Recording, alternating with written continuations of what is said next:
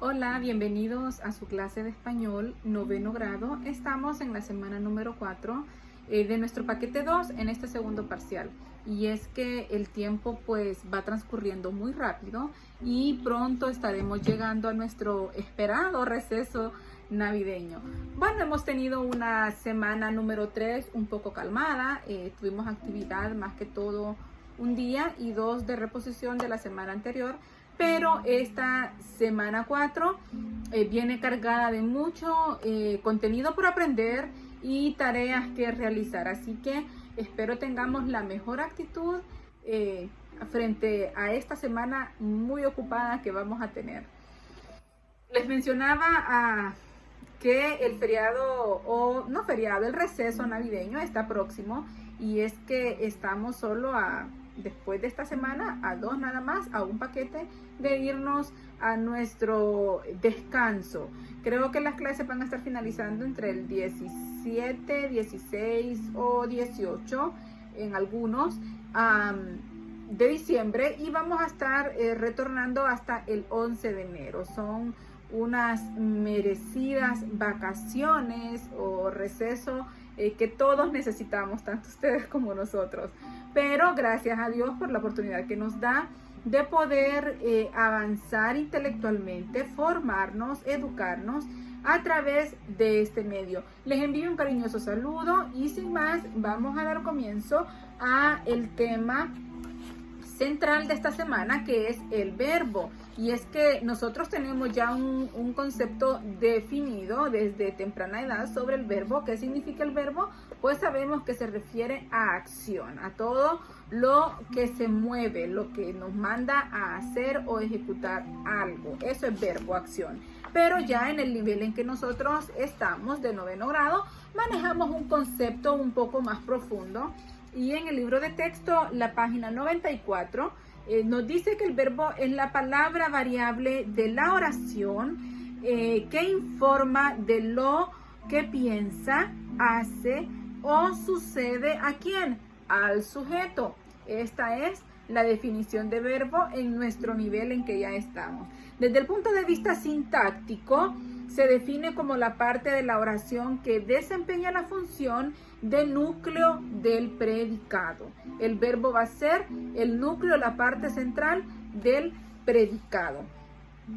Tenemos algunos tipos de verbos, y están los verbos defectivos, los verbos regulares, los verbos auxiliares y los verbos irregulares.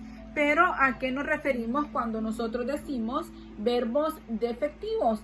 Pues son todos aquellos verbos que no se conjugan en todos sus tiempos y personas. Esto ocurre por 2 razones. Número 1, porque algunos sujetos que acompañan al verbo son cosas y por lo tanto no tienen o no están sujetos a cambio de tiempo.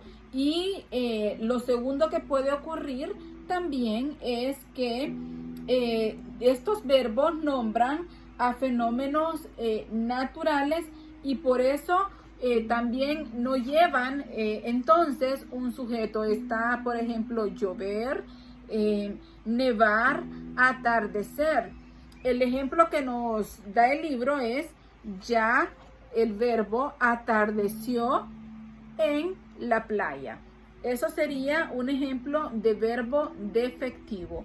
El verbo auxiliar, pues, son los que se combinan con el infinitivo, el participio o el gerundio para expresar aspectos especiales del significado del segundo verbo. Son auxiliares, ¿cuáles? Los verbos haber, estar y ser. Esos verbos son auxiliares por siempre y para siempre. Eso no va a cambiar en el idioma español. El ejemplo que tenemos es estaba, del verbo estar, y ¿qué decíamos que tenía la particularidad o lo hace diferente al verbo auxiliar? Es que está en infinitivo. Cuando decimos estaba disfrutando de la brisa en ese otoño, si le quiero agregar un poquito más, Estaba puede ser la semana pasada, puede ser hace 2 años, puede ser hace 20 años o puede ser el día de ayer. Entonces es infinitivo. Por eso se vuelve un verbo auxiliar. Tenemos los verbos regulares y son los que se dan durante su conjugación y que conservan igual sus lexemas o raíces en todas sus formas. Y tenemos un corto ejemplo: amo la vida. Amo sería el verbo. Verbo irregular, ya pasamos de los regulares a los irregulares. Son aquellos cuyos lexemas o raíces sufren cambios o alteraciones al ser conjugados. Por ejemplo, voy donde tú fuiste. ¿Cuál es el verbo? Voy. También nos dice el libro de texto que existen 2 formas verbales. Está la forma simple y la forma compuesta. ¿Cuál es la forma simple? Pues cuando constan estos verbos de una sola palabra. Por ejemplo, que yo no ocupo decir nada más, sino que con esta palabra, que es un verbo, estoy diciéndolo todo. Por ejemplo, perderé. No preciso utilizar más palabras que me ayuden a explicar este sentimiento de pérdida. Perderé. Amaba, hice, escribí, anunciamos y expuso. María dice, tomamos un café. Ese sería un verbo simple, de forma simple. Ahora, la forma compuesta es cuando están formados por el verbo haber, más el participio del verbo que está conjugado. Aquí el verbo haber es un verbo irregular, entonces toda la forma en que se dé este verbo va a ser una forma verbal compuesta. Por ejemplo, ya he terminado la tarea o ya he terminado mi café. Los verbos irregulares, ya yéndonos un poquito más a fondo, existen para poder saber nosotros si este verbo es irregular. Basta con observar su lexema o sus morfemas, ya que estos cambian en 3 formas conjugadas. Está la primera forma, que es la primera persona singular del presente indicativo. Ejemplos: hablo, de hablar. Es regular porque conserva el lexema ab, de hablar, sin ninguna alteración. Siento, de sentir, y es que aquí es irregular porque el lexema sent, de sentir, se transforma en sient. Entonces, esto lo convierte en un verbo irregular de primera persona singular del presente indicativo. La tercera persona singular del pretérito perfecto simple, por ejemplo, mintió, de mentir. Es irregular porque el lexema se modifica. Ya cuando traemos el derivado de la palabra mintió, está cambiando a la palabra original o raíz, que es mentir. Entonces, este lexema modificado convierte al verbo en irregular. La primera persona singular en futuro indicativo. Por ejemplo, sabré, de saber. Es irregular porque el lexema se transforma en varias formas. Por ejemplo, como en un sé. Tenemos también el verbo ser, y aquí este verbo es irregular porque puede tomar diferentes funciones dentro de la oración, como cópula es de el inteligente, hasta un verbo auxiliar. Por ejemplo, María fue aceptada en la universidad. A continuación vamos a describir algunas formas de este verbo ser. Está la forma de voz pasiva, que mediante la unión de un participio, en este caso el sujeto es el que recibe la acción del verbo en lugar de realizarla. Por ejemplo, la ciudad fue destruida por un terremoto. Vemos que aquí el sujeto recibe la acción del verbo. Relacionar dos sustantivos, por ejemplo, ser más un nombre. Mi tío es el jefe de la oficina. Asignar cualidades, por ejemplo, el ser más, recordamos que estamos viendo el verbo ser. A esto le agregamos cualidades, adjetivo calificativo. Por ejemplo, Julio es muy alto. Mi mochila es roja. Indicar expresiones temporales. El verbo ser más un adverbio de tiempo. Por ejemplo, ya es tarde. Ya es de día. Es de noche. Realizar valoraciones. Ser más un adjetivo calificativo. Por ejemplo, es muy grato vacacionar en la playa. De esta forma es como podemos ver que se da el uso del verbo ser. Ahora vamos a mencionar el verbo haber y su conjugación. Pues la conjugación verbal es el conjunto ordenado de todas las formas del verbo. Resulta al añadir al lexema los morfemas correspondientes. En español hay 3 conjugaciones regulares: primera, segunda y tercera. Como los verbos irregulares modifican sus lexemas y sus morfemas al conjugarse, el verbo haber es un verbo irregular, dado que en su conjugación se presentan diversas modificaciones. Y tienen allí ustedes una tarea para desarrollar, que es el tiempo simple en modo indicativo del verbo haber. Así que están todos los parámetros dados en su libro de texto en la página 96 para que puedan auxiliarse. El modo subjuntivo del verbo haber es el que expresa una posibilidad, un deseo, un temor o una duda, de un modo incierto y subjetivo. En presente, yo haya, el pretérito perfecto, yo haya habido, pretérito imperfecto, yo hubiera o hubiese. El pretérito pluscuamperfecto, que sería yo hubiera o hubiese habido, o en futuro yo hubiere. El futuro perfecto sería yo hubiere habido.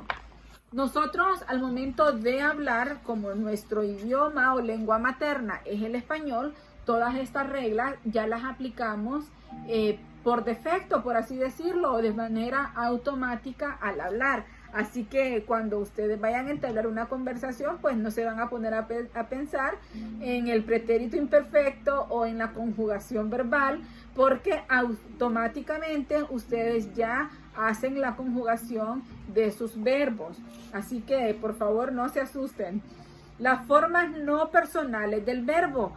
Pues las formas no personales corresponden a aquellos verbos que no se encuentran conjugados y por lo tanto son verbos que no expresan ni modo, ni tiempo, ni persona, ni número. Vamos a hablar ahorita de cada uno de ellos y están los verbos, los infinitivos.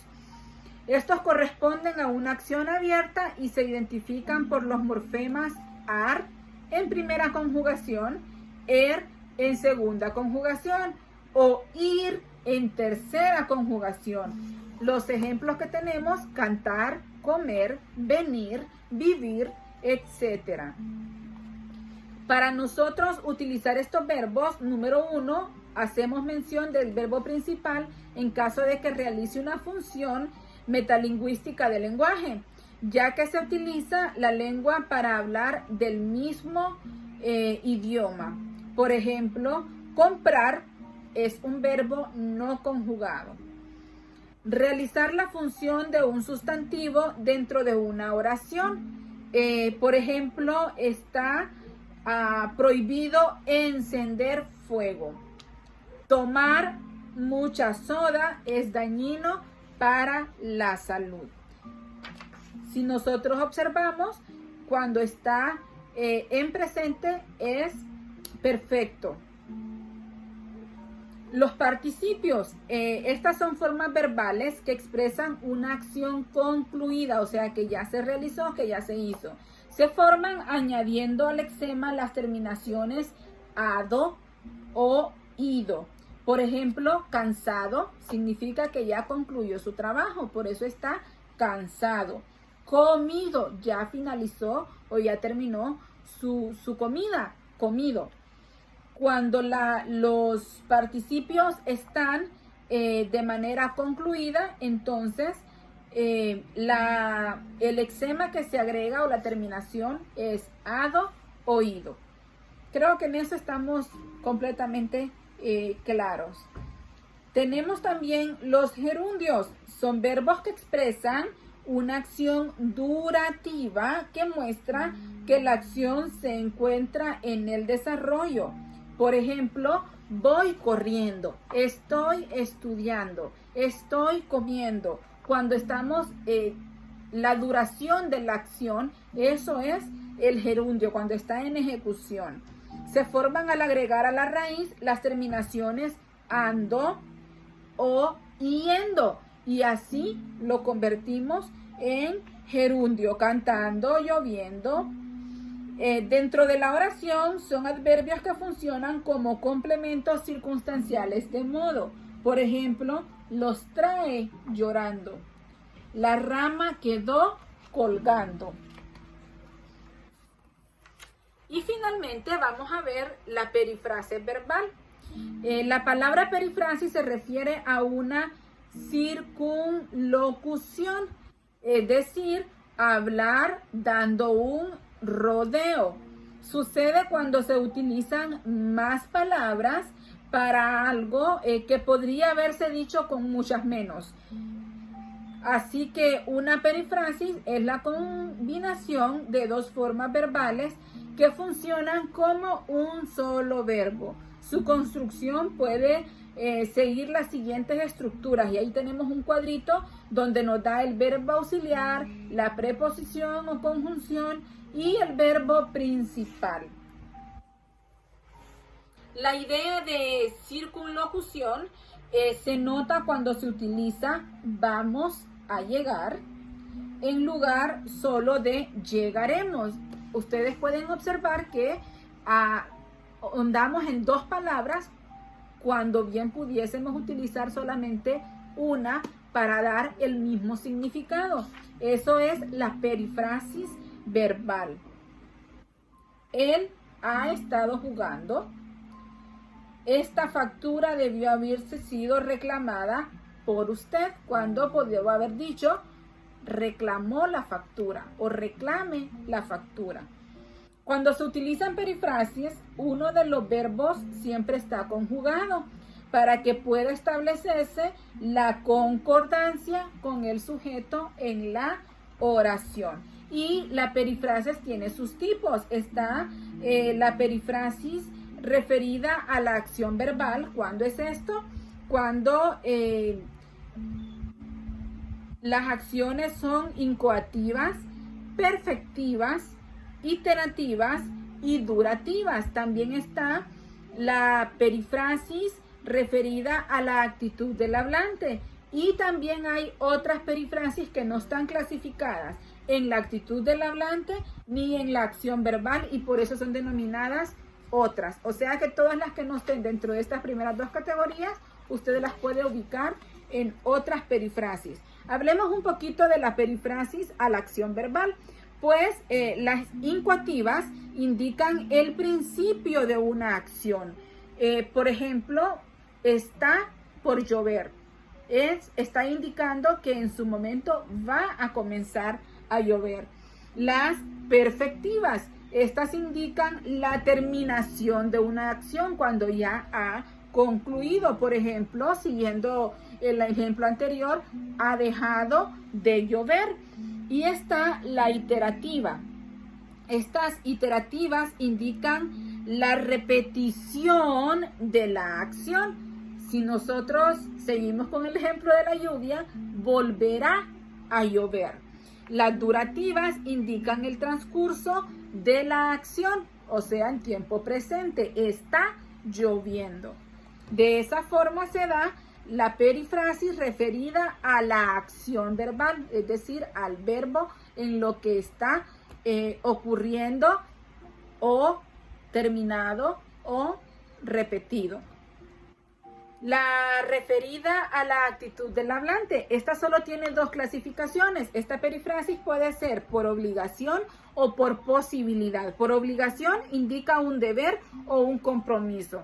Aquí está relacionado al término en sí. Por ejemplo, debes trabajar todos los días, debes estudiar todos los días, debes hacer tu tarea todos los días. Tendremos que trabajar. La posibilidad, a diferencia de la obligación, presenta una acción que es posible que suceda, aunque también no existe una certeza, como si sí, que no. Esa posibilidad se da en la perífrasis de la actitud del hablante. Vamos a ver el ejemplo. Dice, presentan una acción que es posible que suceda como que no suceda. Debe estar saliendo para el trabajo. Como que pueda que esté saliendo, pueda que aún esté preparándose para hacerlo. Entonces, es cuando cabe esa posibilidad o esa duda entre sí o no, se convierte en una perífrasis a la actitud del hablante. Dentro de las otras perífrasis tenemos la de capacitación, la de aproximación y la de futuro. La de capacitación indica que el sujeto tiene la capacidad de desarrollar la acción. Podemos salir de compras, por ejemplo. La de aproximación expresa valor de aproximación, viene saliendo. La de futuro indica que la acción no se ha realizado. Vamos a tener el receso navideño. O podría decir el ejemplo, vamos a salir. Esto es el tema competente para esta semana sobre el verbo, su conjugación, los tipos de conjugación y las formas en que se presenta el verbo. Cualquier consulta, ustedes pueden enviarme un mensaje. Las tareas están en torno al contenido del libro de texto de la página 94 a la 97. Espero que haya quedado más o menos la idea establecida sobre este tema. Y solo me resta decirles que trabajemos muy duro para que podamos prepararnos lo mejor posible, ¿verdad? Estamos culminando la etapa de 9º grado y ya podemos sentir que son temas más pesados, más difíciles, pero haciendo un esfuerzo vamos a poder sobrellevarlo juntos. Mis mejores deseos para ustedes. Cuídense mucho. Bendiciones.